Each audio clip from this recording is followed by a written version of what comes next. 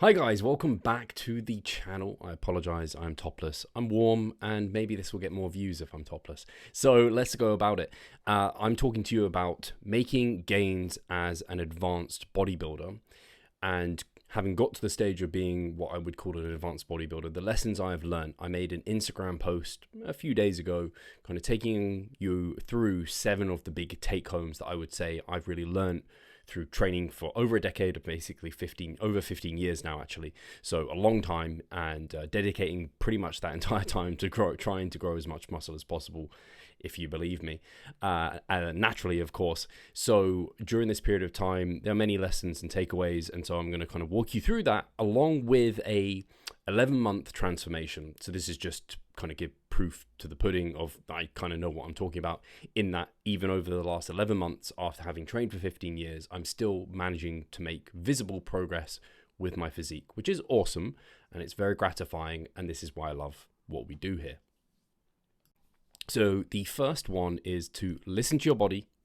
If it doesn't feel right, something's probably off, or you need to make an adjustment. So that can just be interpreted in so many ways. But I think when you look at what old school bodybuilders did in the past, when we didn't have any research to go by, any recommendations, any principles, they really just went off how things felt. And I think how things feel can guide your decision making really, really, really well a lot of the time.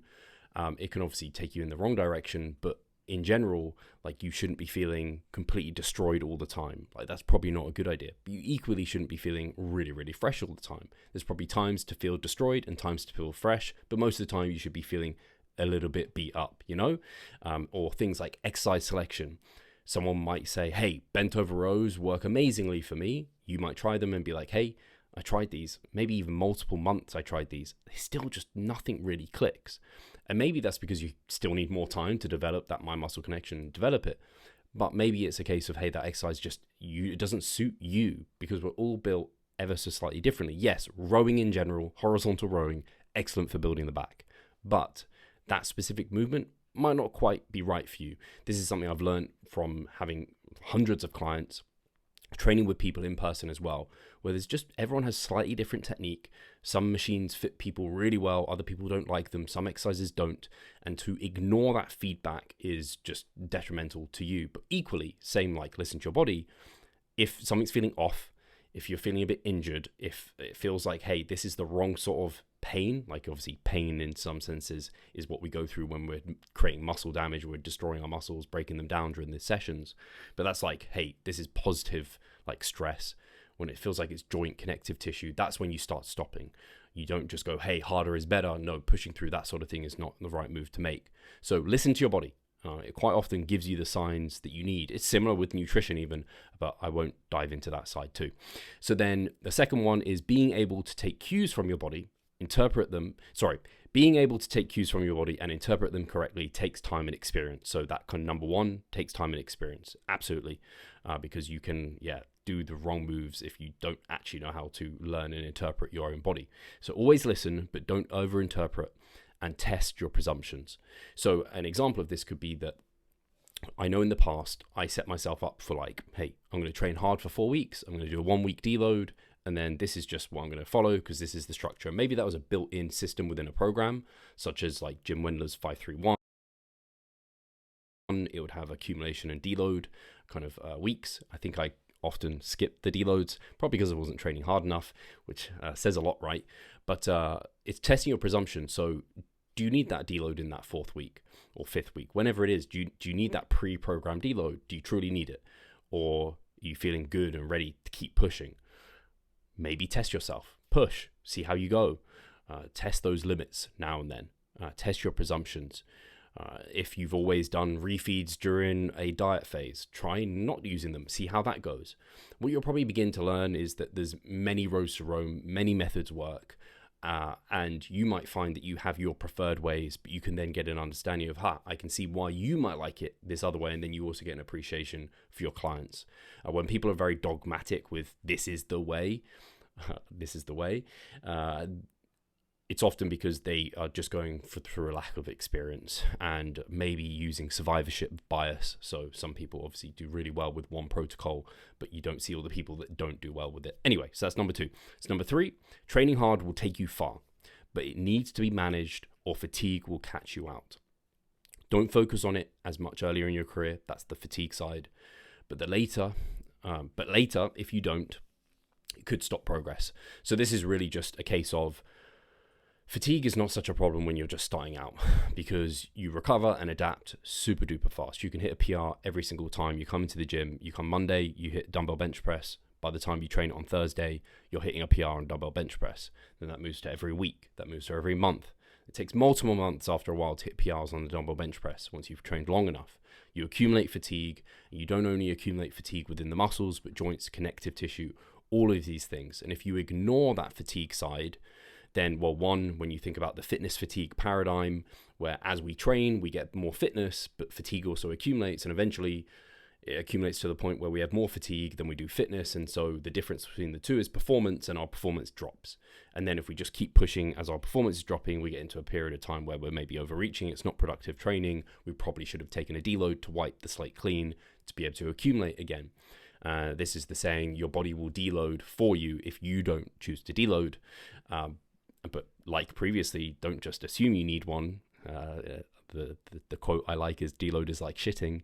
You'll know when you need one, but you sometimes have to accumulate pushing too far to know that feeling, you know?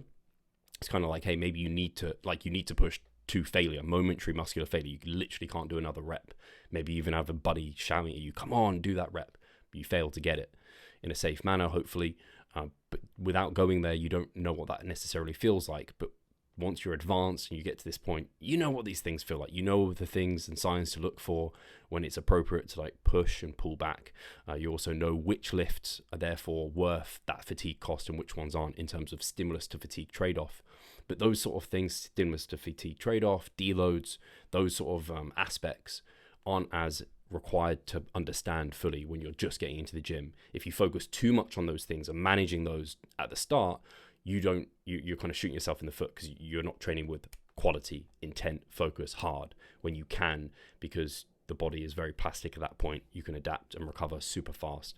It's later on, if you keep treating yourself like a newbie, you're going to injure yourself. You're going to beat yourself into the ground. You aren't going to be able to be at your best. So then, number 4, trends come and go. Don't sway too far from what's been working for you. Somewhere in the middle is normally best. Yeah, I think this is like the middle ground fallacy, it could be called. But I think often you want to avoid these pendulum swings. You see it in the industry. I've been in it now I've been in it a decade. I can't say over a decade because I haven't been working in it over a decade, not just yet. But I'm getting there. But I see these kind of things come and go. It's like, the obvious one in training and bodybuilding is like intensity and volume, and like high intensity, low volume, and blah, blah, blah. And it's like, hey, somewhere in the middle here is probably where the sweet spot is. And yes, you can go a little bit in one direction. Maybe that suits your preferences, and maybe even your physique responds better to that.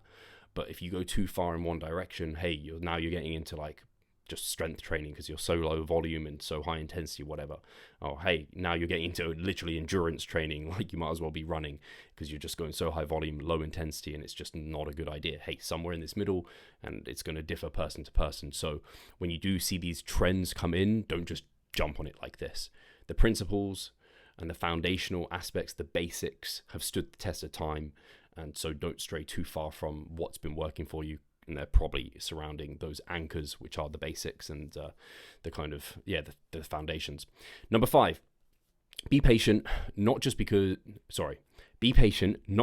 muscle growth becomes slower as you advance, but because many things take time to learn to allow you to unlock your true potential. So I say, like, once you've exited the newbie gain phase, muscle growth is like watching paint dry. Like, it's a damn slow process, and you don't necessarily even notice it's happening until it's happened. It's a really, really slow process. So you have to be patient, but also it's not just patience with that process, it's also being patient with yourself. So for me, I can talk about my calves as an example. Like, they're like the gym meme, right? Like, team no calves. I think there's many reasons people haven't been able to develop their calves. I think they are just a more stubborn muscle group in general for people. But for me, I feel like they've I've seen a spurt in growth over the past year because I've really understood how to train them. That is, for me, I've been prioritizing them within sessions. I've been training them closer to failure more regularly, and I've been using length and partials. And that combination of just like pure stimulus going towards them. I've trained them with higher volumes before, but now that like directed stimulus, something's happening there. And if I just gave up, like, great, I would have lost a bunch of that. But now I'm truly figuring these things out. Similar with like, hey, in the past, I always thought like squats were the best quad builder. So I just always squat, but I really just didn't see much growth through my quads. And I've learned now, hey, actually, I'm better off with like hack squats, Smith machine squats, these other movements that I can bias my quads a little bit better, and I'm not so much getting my glutes and adductors involved. So I think some of these things just take time to learn and develop. A classic one is the back. Quite often the mirror muscles, the ones you see just grow and develop really quickly, and then people lack like hamstrings, glutes, they lack the back musculature. And I think some of that is just like, hey, you can't see it working whenever you're using it. And also it's hard to develop that mind muscle connection, particularly with the back, because there's so many parts to it. It's a very kind of varied muscle group in terms of like how the muscles span across the back, and it's a very big and complex. And so I think it just takes time to learn these things. So yeah, you just have to be patient with yourself in that regard too. You'll make mistakes, and I've been there. I've definitely been there. And you just start to find what works best for you, and don't just look to mirror others all the time. Now, number 6, be a forever student. Not just of what evidence suggests is best for growth, but also of your own results and what seems to be working for you. Just like the literature is updated with new evidence, so too are you. So that, of course, is keeping up with like research reviews, like the Mass Research Review. Listen to the Revive Stronger podcast with the evidence that's coming out of there. Follow the leaders within the field who are reviewing the research and reading it, and also researchers. Obviously, keep up to date with that for sure. It can be useful, absolutely. But likewise, don't ignore what's happening in real time with you. You are an N=1 experiment. See what's working for you, because even within the research, when you dig into the papers, they report the average, and you might not be there. There's people at either ends of the spectrum of this general like inverted U or bell curve, where there's people over here, there's people over here, and maybe you don't land in that middle, and maybe you are to one of these extremes. So do experiment and listen how you're responding to things. I know for me, as an example, like I just don't feel best when I push my body fat and body weight very high. I get to like a real sticking point where my well-being goes down, my gym performance is fine, but I don't feel the best in the gym. Recovery takes a hit, my sleep isn't as good, my digestion's completely off. And I've just found, hey, you just can't push up as heavy as other individuals. You can't get as fat as other individuals. That might sound really good to some people. It is, in some instances, a relatively like fine thing to have, but it makes gaining muscle difficult for me. And I just have to respect I'm in this kind of, smaller bound of body weights. But I'm not ignorant to the fact that other people aren't like that, and I wouldn't treat every client like that, because there's some people that aren't like that, and that would actually be way worse for them.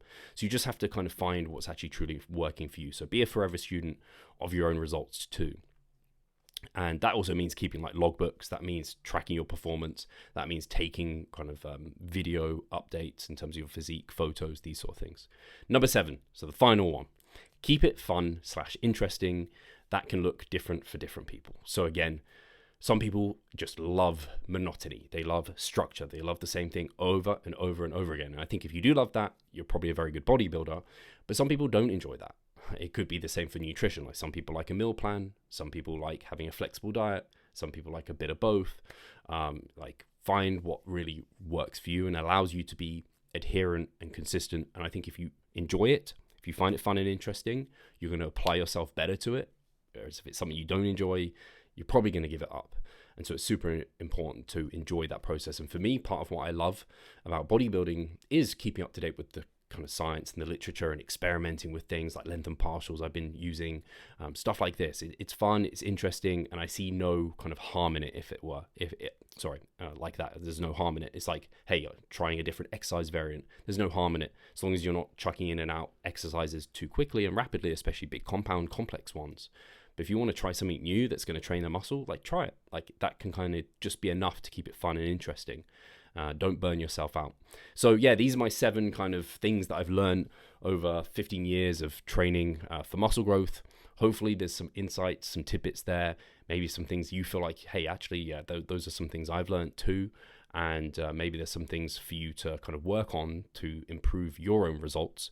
And these are some of the things that I try and remind my clients of too, and get them to learn their own bodies and feedback and get into that groove. And then I can start being less hands-on with them as they get more and more advanced. I'm giving them more power and control over everything that's going on, because I'm not in their body, I'm not feeling things. So if they've got some intuition that's telling them, hey, this exercise is better than this, hey, I need more volume here, hey, I think about this structure of my meso or my training split, I'm listening more and more as they get more advanced, because they have more clue-ins to what's actually truly going on within that. Whereas when they're very new to it, hey, it's like when you're new to anything, you don't really know what you're doing, you don't know what to look out for. So just embrace that, trust the process, be patient, learn and enjoy it. So hopefully this has been a useful vlog for you guys. Yeah, if you're still here, comment below topless. No, I don't even know. Like, I hear people do that on their YouTube videos. But yeah, seriously, if you have any questions, anything, if you want to see anything in future videos, please just comment below. Let me know. Give this a thumbs up if you enjoyed it. I appreciate you as always. Make sure you're subscribed.